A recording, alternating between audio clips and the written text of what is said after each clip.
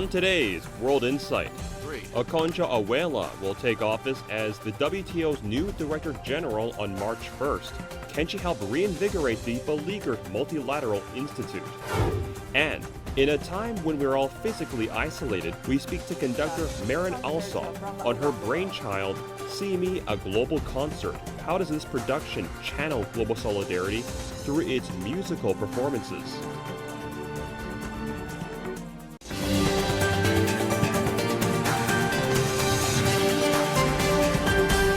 Here's our host, Tian Wei. Hello and welcome to World Insight. I'm Tian Wei. We begin today's program with the official appointment of Ngozi Okonjo-Iweala as WTO's Director General. She will be the first ever African and woman to lead the organization. Her appointment came after the newly elected U.S. President Joe Biden decided to back her over a South Korean rival. The former World Bank Managing Director Okonjo-Iweala is expected to manage trade tensions between China and the United States and enact much-needed reforms in the WTO. Of course, those are the huge goals. Her background as the chair of Gavi and also the earlier position with the World Bank has well positioned her to overcome some of the problems when dealing with COVID-19 pandemic. So how will she do in her new job? Take a look at our discussion.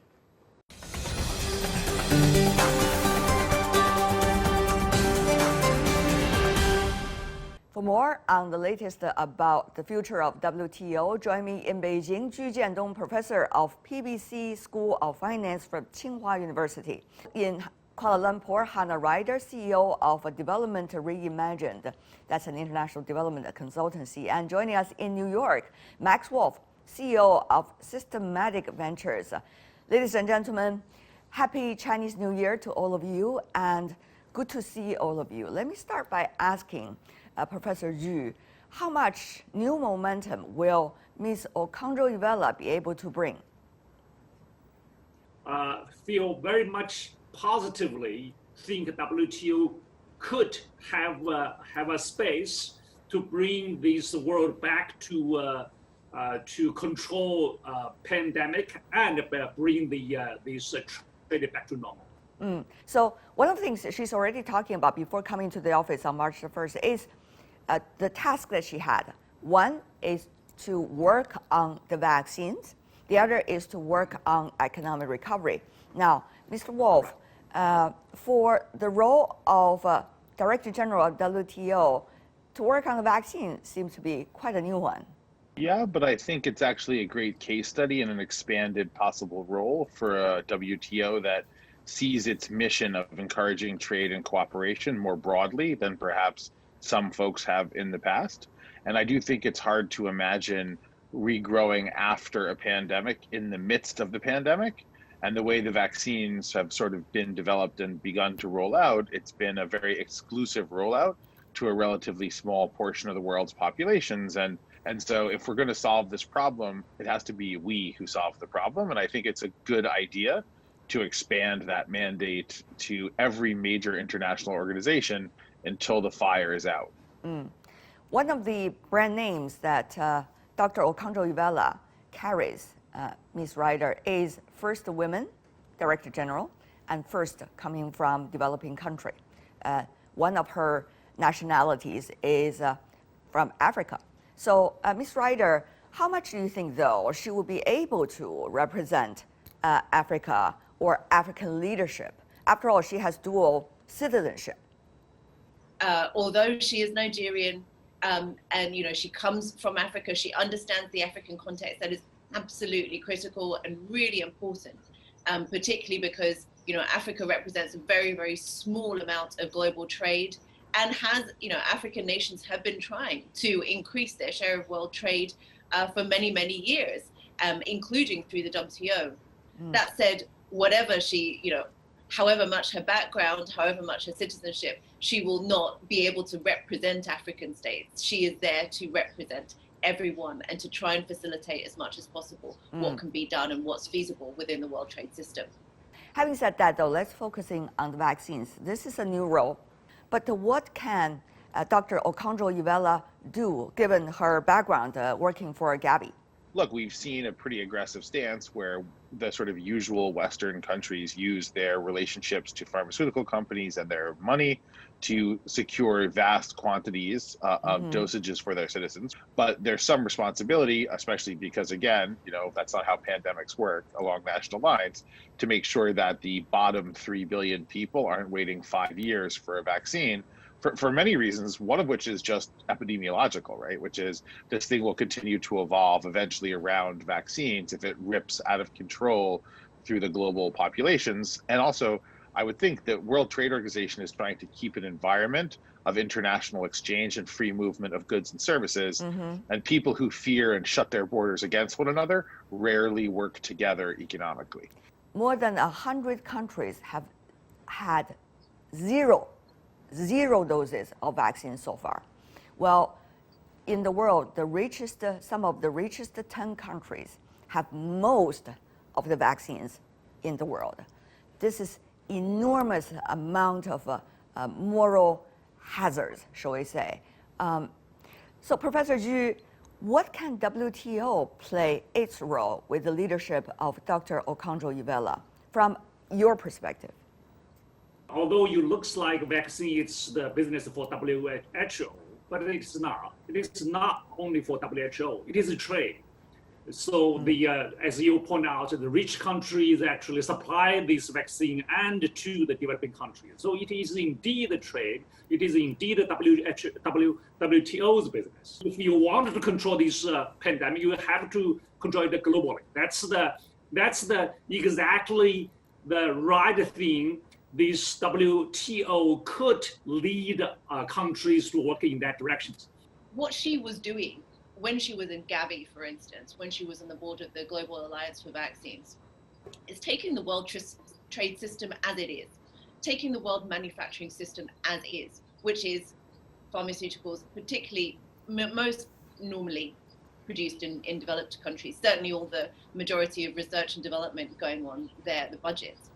What she can do now is say, well, actually, how do we shift the trade regime so that more production, for instance, can be happening in developing countries? What parts of the world trading system do we need to have to allow the poorer countries to also have just as much vaccine nationalism as the richer countries? That is the inequality here. That we do not have the capacity for manufacturing in poor countries, and this really needs to be improved going forwards. And Ngozi has a key role to play there. Mr. Wolf, how much do you think Dr. Okonjo-Iweala and the current WTO, which has been under tremendous pressure to function, and now still facing the danger of a battleground of some major trading nations, be able to play its role? How optimistic should we be?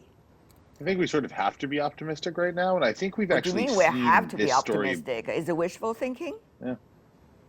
Sometimes, but you have to sustain yourself, right? So let's hope not, right? Maybe a little pessimism of the intellect and optimism of the will is called for in this moment. But look, I think we've seen this before. So I think we have many pandemics, some which will, in the big picture, be more lethal than COVID. COVID got more attention because it hit everybody, including the people who are used to thinking about pandemics over breakfast by hearing about it on the BBC, as well as people who tend to live out the everyday reality. And that there's the glorious vaccines, which are important, but there's also little boring, do you have access to medical care? And can you get PPE? Because for a lot of the world, for the short term at least, the front lines should be PPE, because there are a lot of people out there getting sick who don't need to, separate and apart from the vaccine, because they can't get a mask and they can't sterilize their hands, right? So the old problems we always had of drinking water and soap and access to some very basic materials are still everyday life-threatening issues here, especially now because of the pandemic. But I think the WTO either gets bigger, or it goes away. And so she might be the right person to take the first path, which we need to be optimistic, which is get bigger, be a little bit more inclusive, and start to look at the stakeholders in trade, not just the rule makers in trade. Gets bigger or goes away? Professor Zhu? this pandemic control, these major countries do have the same interest to work together. And one country, even strong like the US, it's not sufficient. As I said, even US has a problem to quickly produce enough vaccine, even supply the domestic people. So in that situations, we do need these countries like European countries and the US and China to work together. While when these countries want to work together, you need a platform to discuss. And the WTO is exactly the platform. And the new director is exactly the right person to have these countries work together and have the to move these vaccine things on. So I think this pay attention to the vaccine. It's a very smart move. Back in 2018, I did have the chance to speak to the now WTO Director General Okonjo-Iweala. Back then, she was chair of the board of the Global Alliance for Vaccines and Immunization, otherwise known as Gavi. She spoke to me about her journey in politics and what led to her current position. And she also discussed how her background as an African woman impacts her leadership goals. Take a listen. I see you often at World Economic Forum. You were in politics 20, 30 years ago. Now you are working on this Gavi association. But how do you see women leadership has been transforming over the years? Well, let me say this. I've had a very I'm privileged to have had a good career. I'm actually not a typical politician. I was working at the World Bank as vice president and managing director when my country asked me to come and serve as finance minister. And I think I'm the longest serving. I did 7 years, 3 years, and 4 years. Then, so I can tell you just love challenges. Exactly, it's very challenging. So I think that career has something at its core, and that's service. So as a woman leader, as any leader, when you're going into leadership positions, you should be very clear why you're doing it. And for me, it is what can I do to give back to people on internationally poor people. What can I do to make a difference with the training I've been privileged to have? What can I do in my country and my continent to make a difference? So that has been, and do I enjoy? If you're a leader who does not enjoy what they're doing, then you can't give your best. So I must be enjoying the job. And at Gavi now, it's a privilege to chair an organization that is delivering for the world's children. The other thing, mainly, is about what WTO's future is going to be like. A battleground, Ms. Ryder, that Dr. Okonjo-Iweala has picked is about the vaccine. But this is as complicated as it can be. So has she picked up the right battle? And how is that likely to help WTO to streamline some of the biggest challenges it's been having over the past years? We brought her to China in 2018 as well to speak about China's role in financing African development. Also have some meetings with the Asian Infrastructure Investment Bank, and she also worked, and I also personally worked with her over 2014, 2016, when she was chair of a global partnership for effective development cooperation. Now, in all those roles, in all the roles that she's had, the way I would describe her is both energetic and resilient. She really pushed herself towards a particular goal, and there is no doubt that WTO has some really huge challenges, well beyond those that even Professor Zhu was mentioning with regards to US-China.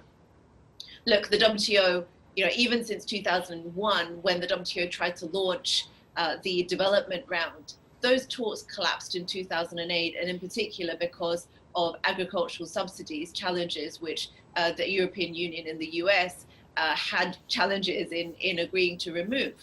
Now, developing countries have really tried to push the World Trade Organization to agree rules in their favor.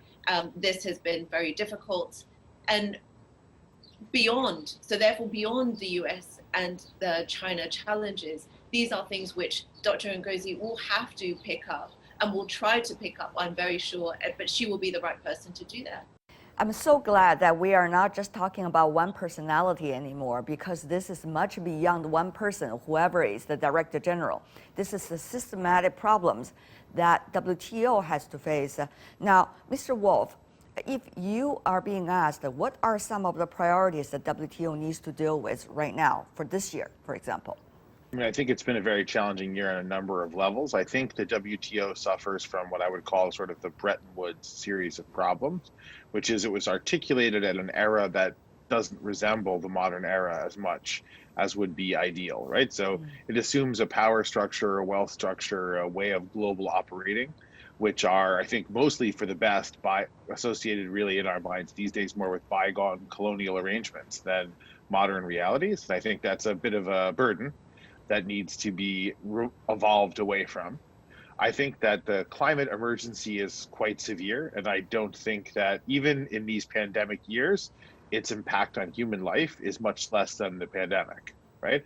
Probably also, when we eventually learn, if we do, how this pandemic entered the human population, it'll be zootropic, and it'll be about a warming Earth with people pushing into animal habitats because of strains on their material standard of living. So I don't think that even the climate challenges will probably be what's behind this pandemic if we learn what happened here.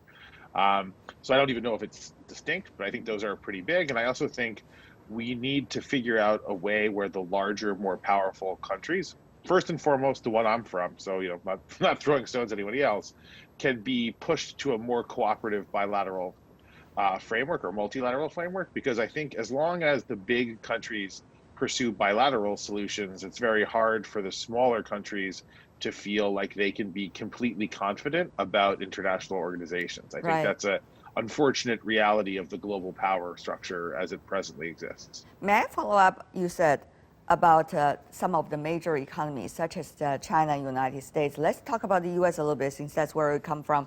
And I'll go back to Professor Zhu, since about China, since that's where he is coming from. So, Mr. Wolf, about the U.S., just frankly speaking, have we seen any sign that the U.S., first of all, being preoccupied domestically, secondly, in a competition mode in terms of China-U.S. relations, to say the least, will be able to work with China under this big umbrella of the World Trade Organization? Look, I think we've seen better, but not good from the Biden administration, right? So better as in, the United States is at least gesticulating in the direction of rejoining the community of nations. And it would stretch creativity to imagine a leadership worse than what we've recently had. So by virtue of that, it'd be hard to imagine we could underperform that. I do think that we are in a nationalist moment in the US where people feel quite imperiled. They feel their prosperity is imperiled, and they have a sort of hostile disposition toward the world. I don't think it's the majority of Americans, although I would understand if most people do. But I think it's the weight of professional opinion in terms of the politicians believe that the angriest, most important voices to appease are hostile to the world, right? That very much predates COVID, by the way. But COVID obviously didn't help, but it was in place before. I do think that we have reasonable professionals running the country now, which is a major improvement, at least in the White House, although maybe not in the Congress, so it's something. And I do think the following. All American business knows that the prosperity that comes from trade and an open economy is required for them to sustain what they have now, let alone to grow. Okay, so what they tell you on TV, what they tell their fans, and what they believe, maybe this isn't such a great thing, but they're not necessarily always twins. Yeah, they might not even be familial relations. So I don't think the weight of big business would be against international trade. And I'll tell you the simple reason why. More growth will occur in the next 5, 10, 20, 50 years outside the US than in the US. And if you're in the growth business, you can't ignore the growth. The end.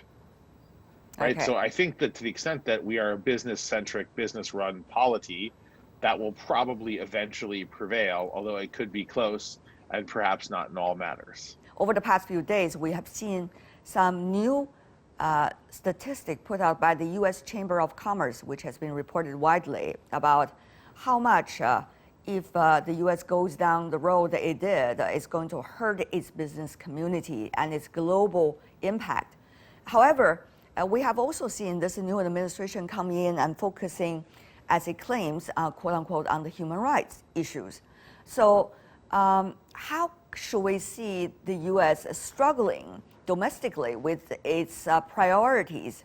And how is China ready to take or to work with the U.S. At various stages when it's renegotiating within itself? Two things will not be changed. Number one, U.S. and China will compete. Number two, U.S. and China will be the largest and the second largest economy in the world. These two things will not change in the next 10, 20 years. We will see the competition between U.S. and China in many fields. We will also see there will be cooperations between the firms in China and the firms in U.S. because you just cannot ignore the another largest market in the world. Right now, what would be the most important things could be corporations. They point out climate change and this pandemic will be the two most important things for this U.S. But let's remember, both things, this pandemic control and climate change, U.S. cannot do by itself. What are some of the areas, Professor Zhu, you are specifically looking at when it comes to WTO and even WTO's umbrella under which China, U.S., which direction it is moving toward? What are some of the issues you are looking most closely right now? These member countries like U.S. and China are too divided in this kind of business. That's the digital economy and this developing country status. I would suggest put that these member countries deeply divided, these kind of things put aside, but work on these things these member countries all agree to work on. So as I said, I think the new director actually is very smart to pick up some things these U.S. and China actually agree to work together. Vaccine, it's a start point. And when you work on some things and using some things, let's say using vaccine and the pandemic control to bring these deeply divided big countries together, then we have a start point. But WTO, as a world trade body, has to face some specific challenges it, in its nature, has to deal with, which is international trade. So will WTO be able to function on its real job? Ms. Ryder, I want you to come in also here to have your say. Yes, well, I think I take a slightly different view to Professor Zhu here in terms of, and perhaps more towards yours, Tianwei, in the sense of we have large economies, yes, in the world, but we have small economies in the world. And the majority are smaller economies. And this is who the multilateral system needs to work for. And if the WTO cannot show that it does, well, what is the point of multilateralism in that case? But the focus needs to be on more than just the two powers. In fact, I would suggest moving away at the beginning from the two powers discussion and focus more on what the smaller countries, the majority of the world, really needs. Now, WTO has enormous pressure, as you may know, from other regional multilateral trade mechanisms. There's RCEP, there's CPTPP. With this pressure, will WTO really function as a multilateral trade platform? WTO will function in the multilateral way if all member countries agree to do that. It's going to be challenging. There is no doubt that it's going to be challenging. But we do need a multilateral system for trade, and we can make that happen. Yeah, so I actually think that some of these multilateral institutions, WTO particularly, have a chance to get enough of the small countries together to put both the United States and China in a situation where they can't be left out, which is a little bit how the Secretary General made the maneuvers that have been made successfully in the last year and how we got the new directorship that we have, right? So if the United States and China are playing a little bit of international competitive gamesmanship here, which I think they often are, then if there's a groundswell, neither wants to be the spoiler, right? With the exception of maybe our most recent government here, but at least for the next 4 years, probably not our government here. So there is actually a way to do this. It's almost the economic Cold War way. And there's some evidence that people and constituencies inside the institution have figured that out. And I think we have a little bit of a master chess player here in the main directorship seat. So actually, I think that I'd be guardedly optimistic that we'll see much better function. And I think they don't need a lot of wins. I think 1 or 2 big wins announces to everybody that it may have been left for dead, but it's still alive and it could still be useful. And you don't need a lot of light in a dark room to get everybody's eyes to focus on you. Yeah.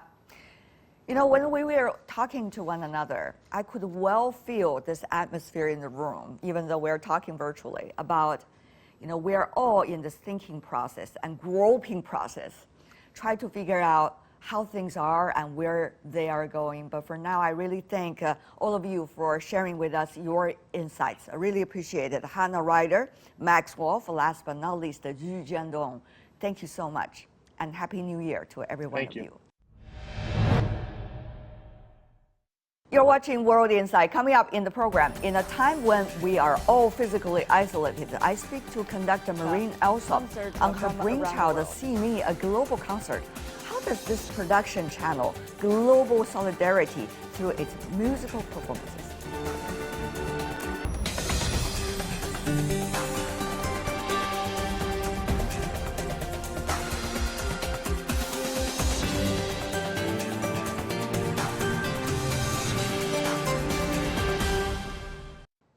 Welcome back. You're still watching World Insight. I'm Tian Wei. At this year's World Economic Forum, also known as the Davos Agenda, a new film called See Me, a global concert was released. The film takes viewers across 5 continents to see performances that are meant to bring joy, comfort, and hope. World-renowned conductor Marin Alsop is one who conceived the project. Earlier, I had the pleasure to talk to Marin about how it all came together and more. Take a look. And I'm joined by Marin Alsop, who is the music director of the Vienna Radio Symphony. Marin, good to see you, and it's such a great movie, Seeing Me, the music concert from around the world. Oh, thank you very much. Yeah, it was very exciting to put together and very challenging in these times of COVID, as you can imagine.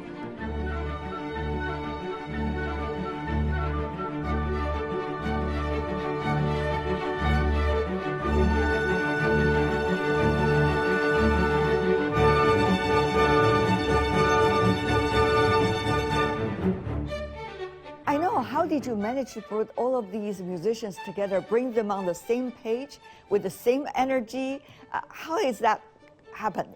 Well, you know, we reached out across the globe, and we have musicians and singers from everywhere from South Africa to Kabul and Afghanistan to Sao Paulo, Brazil to Beijing to the United States. And, you know, they all came on board to actualize this vision with me, and it's been very, very exciting. How would you be able to bring out that energy out? Because at this moment, a lot of people are pretty much upset and sad and angered by, you know, the changes of life. How will you be managing to put them onto the same page? What did you need to talk to them about? You know, for us as musicians, I think we really feel particularly passionate about what we do in this moment, because art, music, it brings out the best in humanity. It is a message of hope for the future. It gives us guidance on how we can be emotional about a situation, but move forward together. And also, you know, the thing we've longed for is to really connect with each other. So Absolutely. This was a great opportunity, even if it was a lot of it was virtual. Mm-hmm. How did you communicate with the Chinese team, for example? How are you trying to bring out their understanding of the music and different levels of emotions as well? Yes, I think really though that we all speak that same language of music. And when the orchestra in Beijing plays the Pastoral Symphony, they have the same viewpoint as I have when I'm conducting it.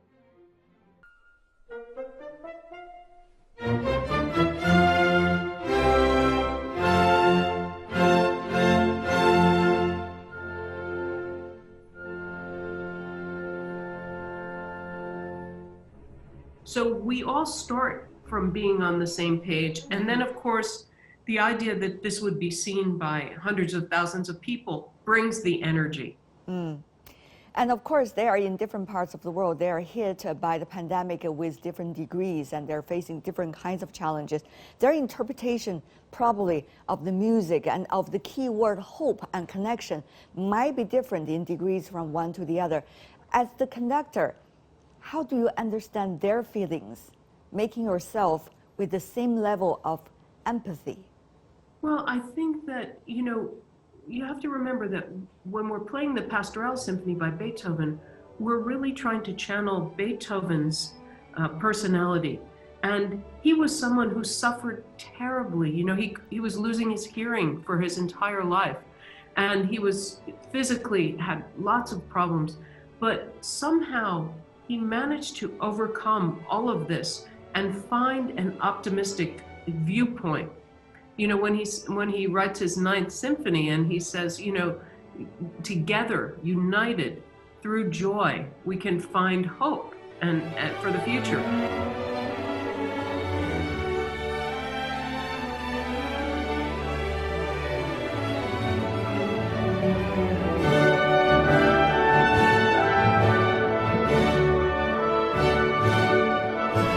So this is a message that we all, as artists, we understand and we want to convey, especially in this time of need.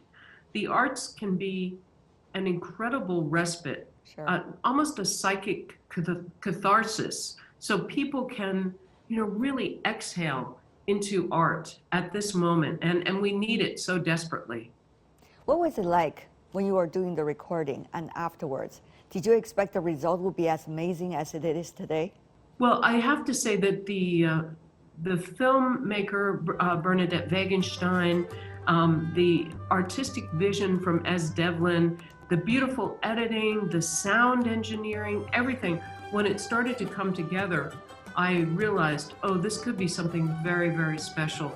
And of course, the title of the film, See Me, is so meaningful. Yeah. It's also the title of the one new piece of music that was written especially to be included in this film. And it's the idea that somehow across oceans, we can see each other. Earlier, I was talking to Mrs. Schwab, Hilda Schwab, who was very instrumental in supporting arts within the World Economic Forum. She has been very sympathetic and empathetic to the positions of artists all over the world. I mean, the artists suffer so much over the past 1 year. They can't see their audience. They can't be receiving their reactions on a simultaneous basis.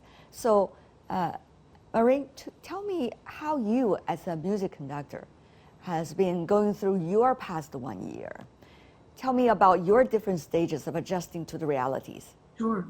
Yeah, I think like all artists, I've really struggled during this time because our connection to each other and to our listeners has been broken and stopped.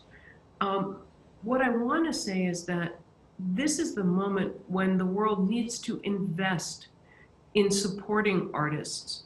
It's not just a matter of losing our voices, but many, many artists have entirely lost their incomes. Without concerts and without performances, many artists just haven't been paid in an entire year.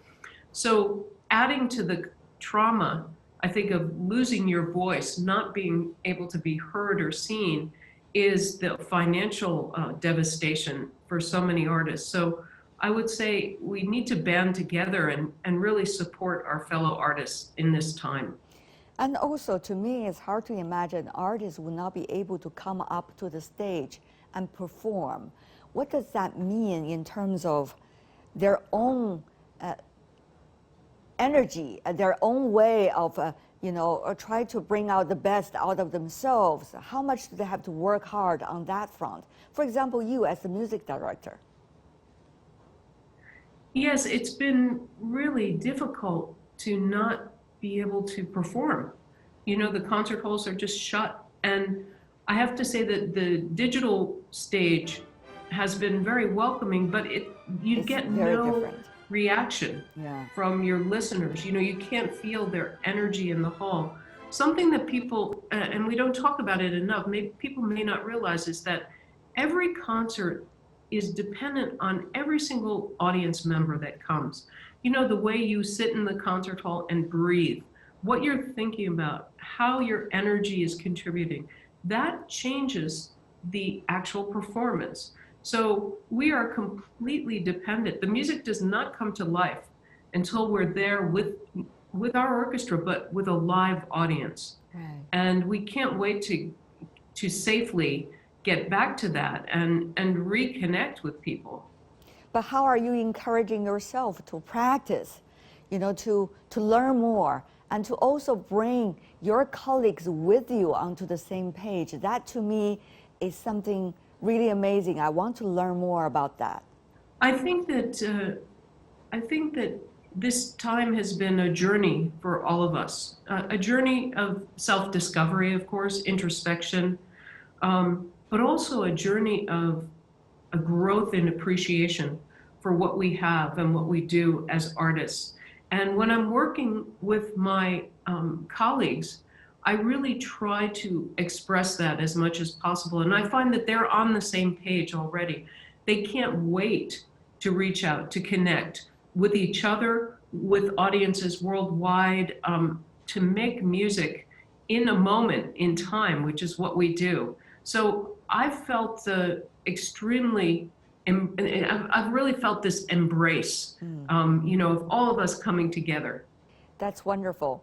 When you were at home, or when you are at home, during quarantine time, or when there were curfews in the city, what music do you listen to?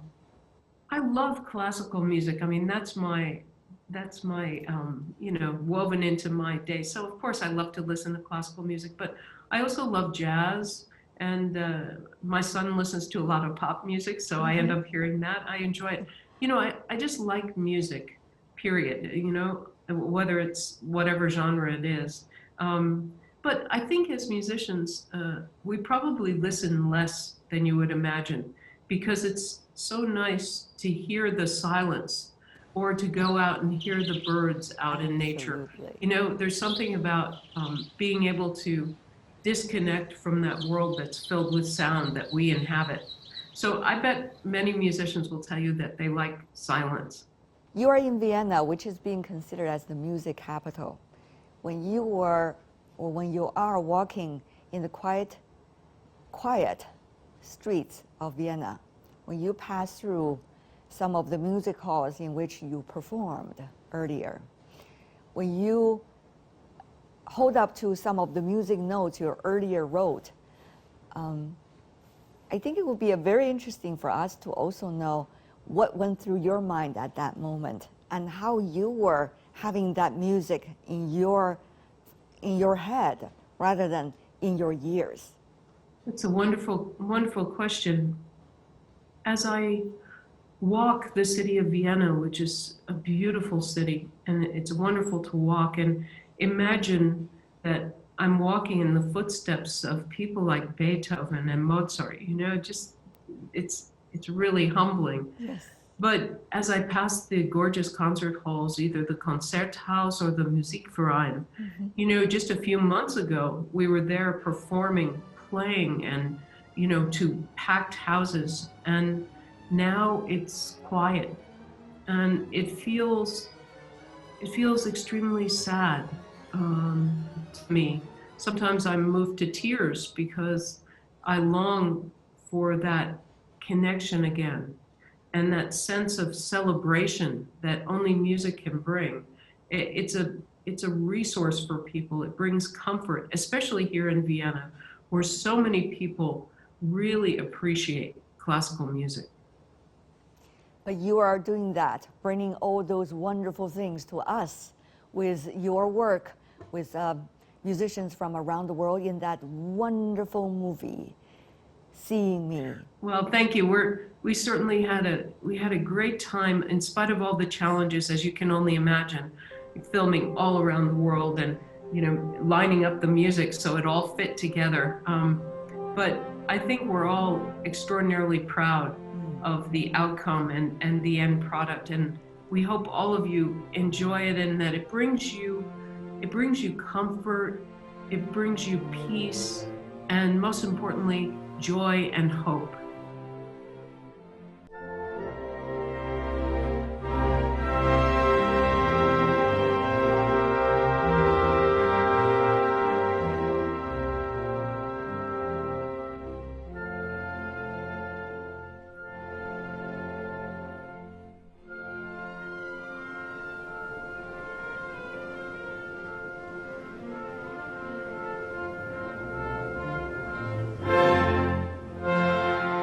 Marin Alsop. And that's all the time we have for today. If you'd like to see more, search World Insight or check out our YouTube channel. Follow us on Twitter and Facebook. I'm Tian Wei. On behalf of the team, thanks for watching. Bye for now.